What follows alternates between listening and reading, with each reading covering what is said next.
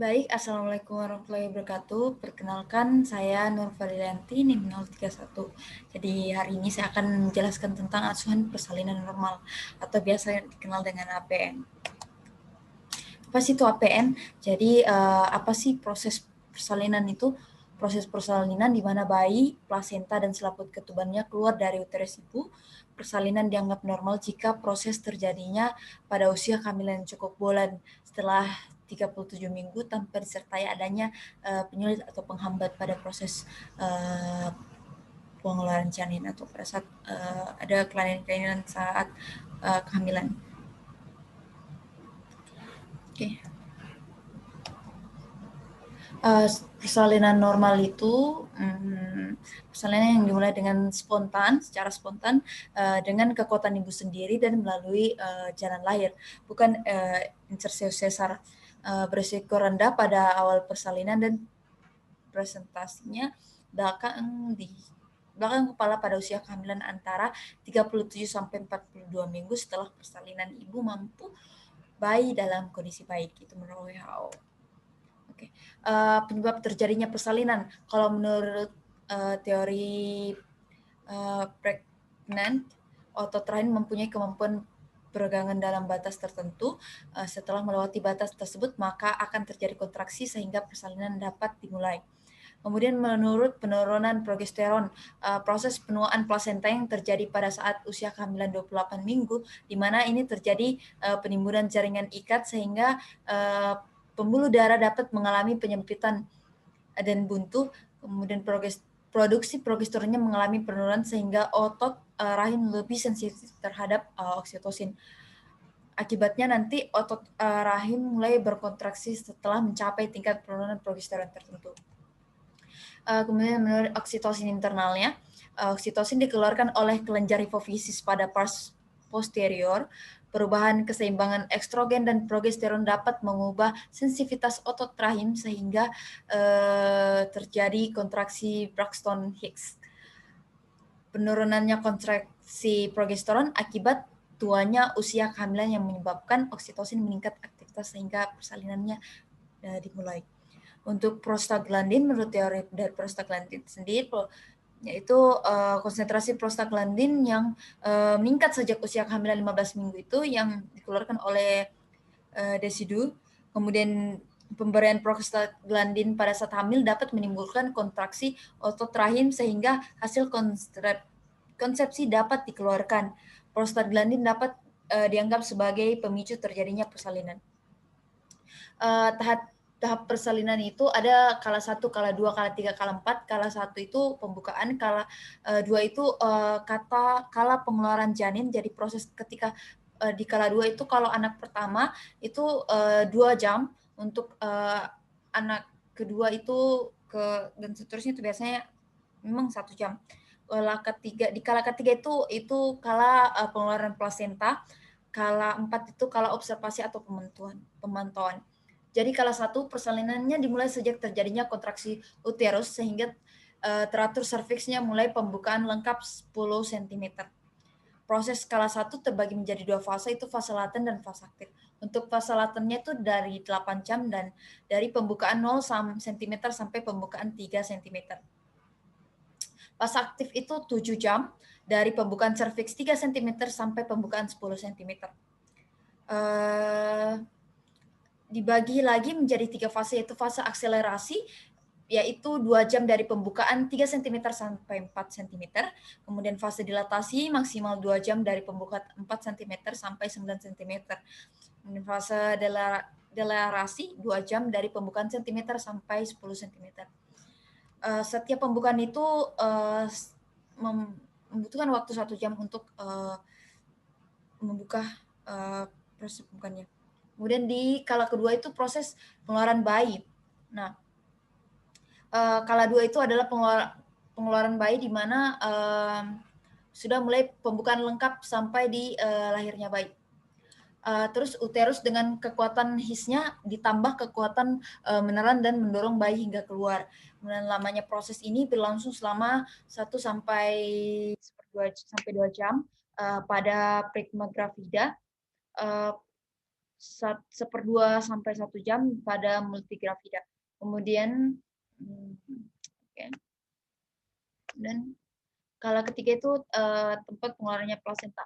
Terus kalau 4 itu kita melakukan pemantauan observasi dimulainya setelah lahirnya plasenta sampai 2 jam postpartum. Hal yang penting harus diperhatikan di kala 4 persalinan adalah kontraksi uterusnya harus baik, tidak ada pendarahan pervaginan atau dari alat genital lainnya. Kemudian plasenta dan selaput ketuban itu harus sudah lahir lengkap, kandung kemihnya itu harus kosong, kemudian luka-luka di perineum harus dirawat dan tidak ada hematoma, kemudian resum keadaan bayi dan ibu. Apa sih tujuan APN, tujuan hasil persalinannya, yaitu yang pertama melindungi keselamatan ibu dan bayi, yang baru lahir memberikan dukungan pada persalinan normal, mendeteksi dan melaksanakan menata laksanakan komplikasi tepat waktu, memberikan dukungan serta cepat bereaksi terhadap ketuban dan pasangan. Dan pasangan dan keluarganya salin selama persalinan kelahiran bayi. Apalagi ya, oke. Terus menyiapkan pertolongan persalinan itu mengenali dan tanda-tanda gejala kala 2, ibu merasa ada dorongan yang kuat dan menerang ketika ibu hamil itu mau melahirkan, dia pasti merasakan ada kayak perasaan dan itu harus memang dari kekuatan ibu sendiri, ya kan? Kemudian juga ada juga perineumnya juga menonjol, pulpanya dan sphincter aninya terbuka, terus melepaskan semua perhiasan yang dipakai agar memudahkan persalinan. Kemudian kita juga mengambil alat suntik dengan tangan yang bersarung tangan, oke, yang diisi dengan oksitosin. Kita juga membersihkan vulva dan perineum, menyerahkan dengan hati-hati dari depan ke belakang menggunakan kapas atau kasa yang sudah dibasahi air disinfeksi tinggi. Oke. Karena jika mulut, vagina, dan perineum itu terkontaminasi oleh kotoran ibu, membersihkannya dengan seksama dengan cara menyerka dari depan ke belakang, kemudian membuang kapas atau kasa terkontaminasi dalam wadah yang benar. Terus mengganti sarung tangan jika terkontaminasi, kemudian dengan menggunakan teknik septik melakukan pemeriksaan dalam memastikan bahwa pembukaan serviks itu sudah lengkap dan selaput ketuban sudah pecah.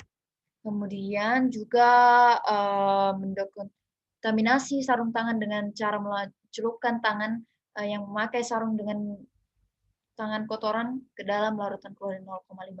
Terus kita juga memeriksa jantung janin atau DJJ, normalnya itu 120 sampai 150 kali per menit. Terus kita juga beritahu ibu bahwa pembukaan sudah lengkap dan keadaan janin baik. Oke. Kemudian meminta bantuan keluarga untuk menyiapkan posisi ibu untuk lahiran. Pada saat ada his atau bantu ibu dalam posisi setengah duduk atau pastikan dia ibunya sih sampai merasa nyaman. Kemudian laksanakan pembimbingan menerang pada saat ibu hamil yang menerang atau timbul kontraksi yang kuat. Kemudian kita anjurkan ibu untuk berjalan berjongkok sambil mengambil posisi yang nyaman jika ia belum merasa ada dorongannya untuk menerang selama 60 menit.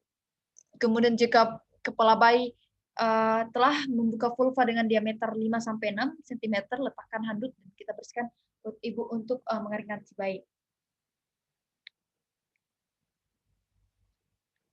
Oke.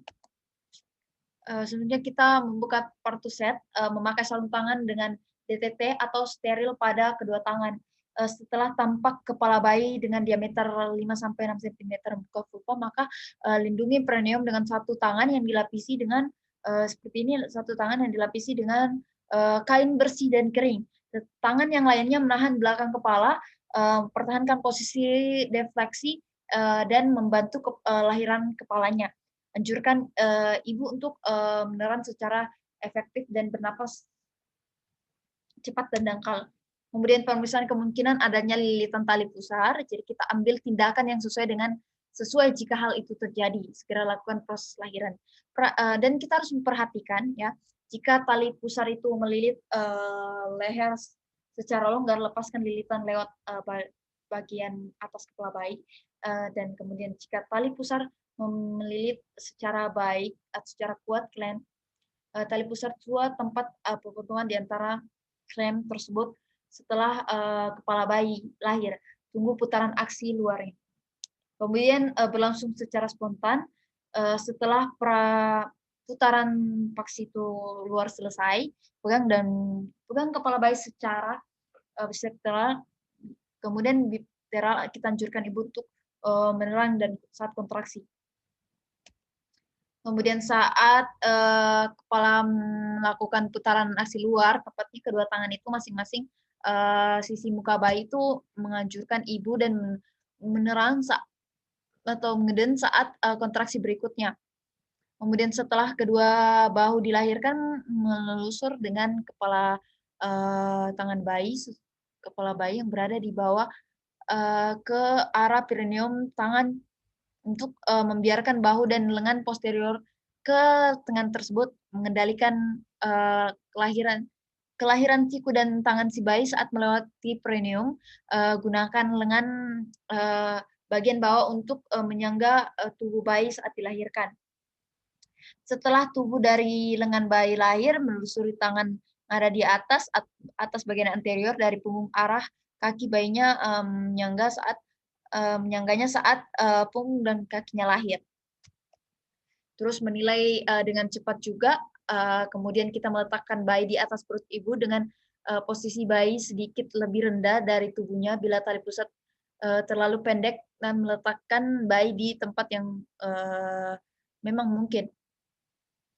Kemudian segera mengeringkan bayi, membungkus kepalanya dan badannya juga kecuali bagian tali pusat. Kemudian menjepitlah tali pusat menggunakan klem kira-kira 3 cm dari pusat bayi. Kemudian melakukan urutan pada tali pusat melalui dari klem ke arah ibu dan merangsang klem kedua cm dari klem pertama ke arah ibu. Kemudian memegang tali pusat dengan satu tangan, melindungi bayi dari gunung dan memotong tali di antara dua klem tersebut. Kemudian kita mengganti handuknya yang basah dan menyelimuti bayi dengan kain yang selimut bersihkan yang kering, menutupi lengan bagian kepala, membiarkan tali pusat terbuka dan jika mengalami kesulitan bernapas kita mengambil tindakan yang sesuai. Terus memberikan bayi kepada ibu yang menganjurkan untuk ibu memeluknya untuk ini proses juga mendekatkan ibu dan bayi pada ibu dan bayi dan mulai melakukan pemberian ASI di mana nanti bayi nanti akan guna bayi disimpan di atas dada seorang ibu untuk agar bayinya juga nanti sangat mudah untuk mengenali ASI ibunya, maksudnya mudah. Oke, cek kembali fundus untuk memastikan hanya ada satu bayi yang dilahirkan dan tidak ada kehamilan ganda atau KMD. Kemudian beritahu kepada ibu bahwa ia akan disuntik dalam waktu 2 menit setelah lahiran bayi. Berikan suntikan oksitosin di sepertiga paha kanan atas ibu bagian luar setelah menginspirasinya terlebih dahulu.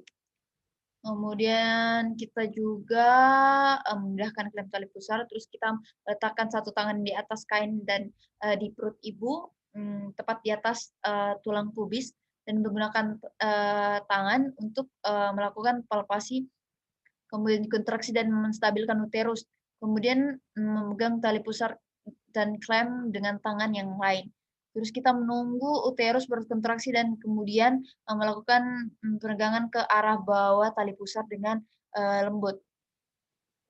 Kemudian setelah plasenta lepas, meminta ibu untuk menerang. Kemudian jika tali plasenta terlihat, kita menunjukkan pengeluaran plasenta. Terus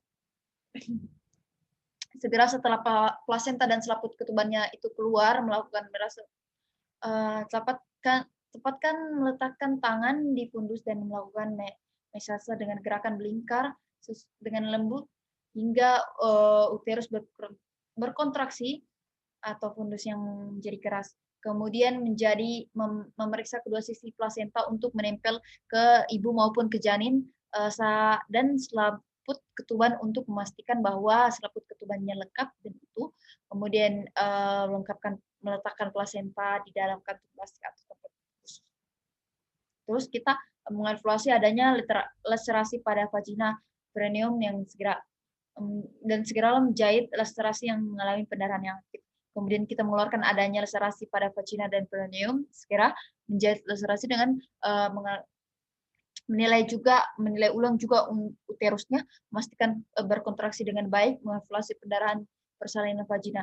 Terus kita mencelup kedua tangan yang memakai sarung tangan ke dalam klorin lagi untuk tetap menjaga kestabilan. Kemudian kita membilas kedua tangan yang masih bersarung tangan tersebut dengan air disinfeksi tinggi untuk mengeluarkan dengan kain yang bersih. Terus kita menempatkan klem pusat disinfeksi tingkat tinggi atau steril, meningkatkan tali disinfeksi tingkat tinggi dengan hati-hati ya. Terus kita mengikat satu tali simpul bagian pusat yang bersangkutan dengan simpul yang pertama. Harus kita melepaskan klem bedah dan meletakkannya ke dalam larutan klorin biar tetap terjaga deteksinya. Kemudian memastikan handuk dan kering agar kuenya tidak kedinginan. Oke, harus mengajarkan ibu untuk mulai pemberian ASI, melanjutkan pemantauan kontraksi uterus dan pendarahan vagina, semisal 2 sampai 3 kali dalam 15 per menit pasca persalinan setiap 15 menit pada 1 jam pertama pasca persalinan, setiap 20 sampai 30 menit pada kedua pasca persalinan. Jika uterus tidak berkontraksi dengan baik, maka kita melaksanakan perawatan yang sesuai dengan melaksanakan atonia uter. Oke. Terus kita mengajarkan ke keluarga bayi untuk melakukan mesase uterus dan memeriksa kontraksi khusus, terus mengevaluasi kehilangannya darah, pemeriksaan tekanan darah, pemeriksaan suhu, oke, dan menempatkan semua peralatan ke dalam larutan klorin untuk dekontaminasi selama 10 menit dan mencuci dan membilas peralatan yang sudah terkontaminasi tadi, dekontaminasi, terus membuat bahan-bahan yang terkontaminasi ke alat tempat sampah yang sesuai, kemudian lepas larutan secara terbalik, kemudian rendam secara baik-baik selama 10 menit dalam larutan klorin 0,5, kemudian cuci tangan dengan sabun, mengalir, lalu kita keringkan dengan handuk yang bersih, kemudian kita lengkapi dengan partograf. Sepikir itu cukup. Mohon maaf dan atas banyak kekurangan kata, kesalahan kata, dan kurang penjelasan. Terima kasih. Assalamualaikum warahmatullahi wabarakatuh.